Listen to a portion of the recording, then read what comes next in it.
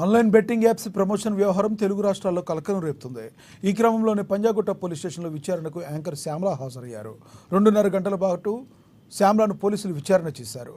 పోలీసుల విచారణకు తాను పూర్తి స్థాయిలో సహకరిస్తున్నానని, విచారణ సమయంలో మాట్లాడటం సమంజసం కాదని శ్యామల అన్నారు. బెట్టింగ్ యాప్స్ ద్వారా చనిపోయిన వారిని ఎవరూ భర్తీ చేయలేరని, బెట్టింగ్ యాప్స్ బెట్టింగ్లకు పాల్పడటం తప్పు అని ఆమె తెలిపారు.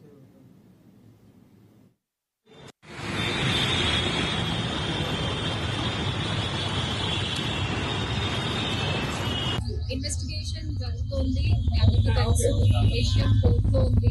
సో దీని గురించి ప్రస్తుతము మాట్లాడడం అన్అఫీషియల్ అవుతుంది. ఆ విషయం నాకంటే బాగా మీకే తెలుసు. సో డెఫినెట్గా మేము ఇన్వెస్టిగేషన్కి కోఆపరేట్ చేస్తున్నాము.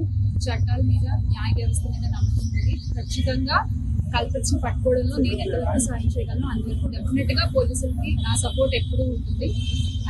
ఆ కుటుంబాలకు ఎవరైతే నష్టపోయారో వాళ్ళకు కూడా ఖచ్చితంగా ఆ లోటు ఎప్పుడు తీర్చలేనిది. ఇంకా ముందు ఇలాంటివి ఏమీ జరగకుండా తీసుకోవాల్సిన బాధ్యత మన అందరిపై ఉంది. ఇది ఒక రెస్పాన్సిబుల్ సిటిజన్గా చెప్తాను.